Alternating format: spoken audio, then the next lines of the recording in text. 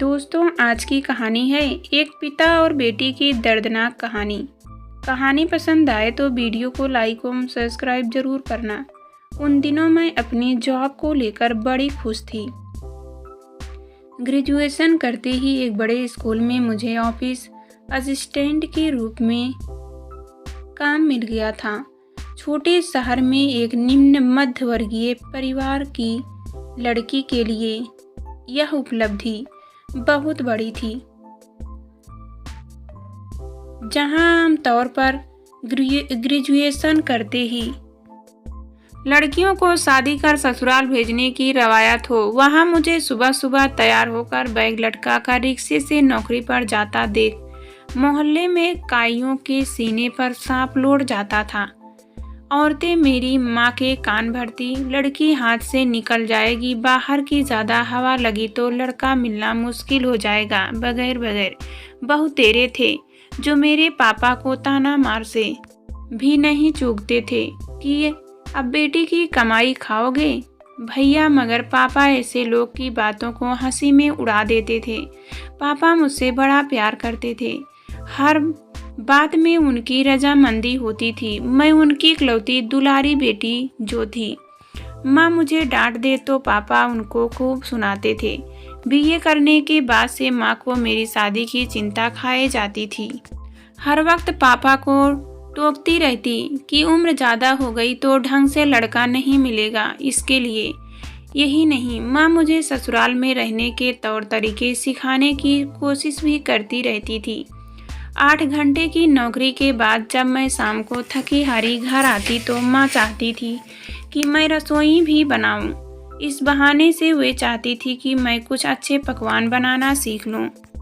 इतवार की छुट्टी होती तो वह सिलाई मशीन निकाल कर बैठ जाती कि बिटिया जरा मेरे लिए एक ब्लाउज सिल दे, या पेटीकोट बना दे, या मेजपोश पर फूल कढ़ा दे।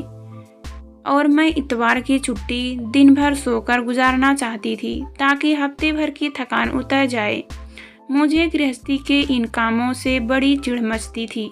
काम चलाऊं चीज़ें तो मुझे आती थी, इससे ज़्यादा सीख कर मैं क्या करूंगी, ऐसा कहकर मैं माँ से पीछा छुड़ाती थी।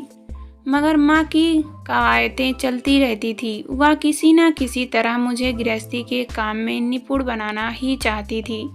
जब वह नहीं मानती तो मैं सिर दर्द या बुखार का बहाना मारकर सो जाती। इससे माँ को बड़ी कोफ्त होती, मगर पापा से शिकायत करने पर उन्हें उल्टे डांट ही खानी पड़ती थी। पापा कहते, तुमने शादी से पहले दुनिया भर की मिठाइयाँ और केक बनाने सीखे थे क्या? यहाँ आकर कभी ज़रूरत पड़ी बनाने की? जब मीठा खाना होता है तो नुक्कड़ वाले हलवाई से ही मंगवाती हो ना? कपड़े सारे दर्जी से सिलवाती हो, फिर हर वक्त उसके पीछे क्यों पड़ी रहती हो?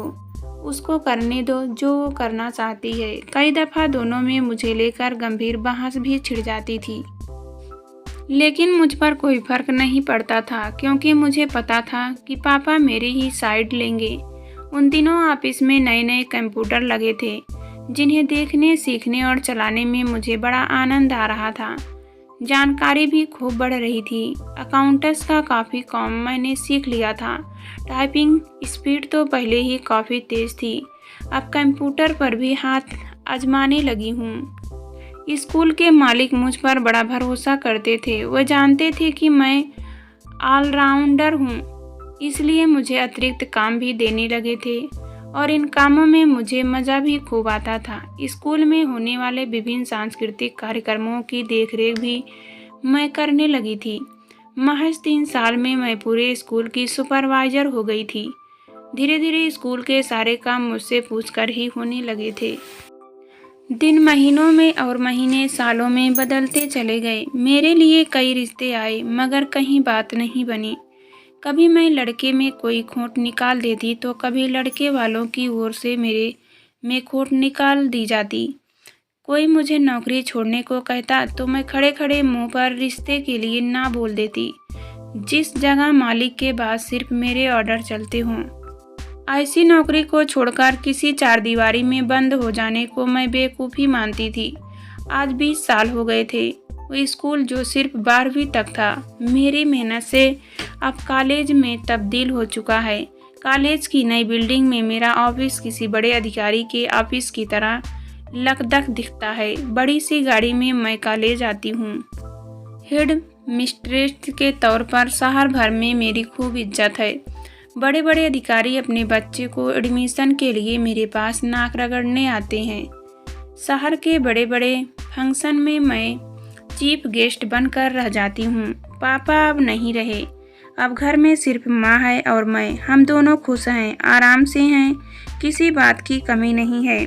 मेरी शादी नहीं हुई तो क्या, अब हमारे पास अपना बड़ा सा घर है, 2 नौकर, एक धोबी, रसोइयाँ और ड्राइवर हैं।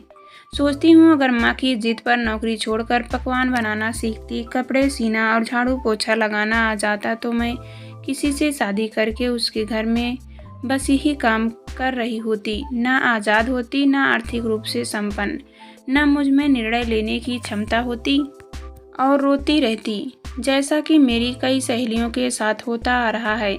माँ भी मेरे बिना किसके सहारे जीती। आज उनकी देखभाल के लिए मैं उनके साथ हूँ। अगर ससुराल की जेल में होती तो कैसे हो पाती उनकी देखभाल। आज अपने पापा पर मुझे गर्व होता है, उनके कारण मैं इस काबिल बन पाई। उनकी वजह से मैं अपने पैर पर खड़ी हो पाई। उनकी वजह से मुझे इतनी इज्जत और पद प्रतिष्ठा मिली। पापा की जिद और लड़ाई का नतीजा है कि आज माँ बुढ़ापे की दहलीज पर अकेली और लाचार नहीं है। दूरदृष्टि रखने वाले मेरे पापा, आई लव यू।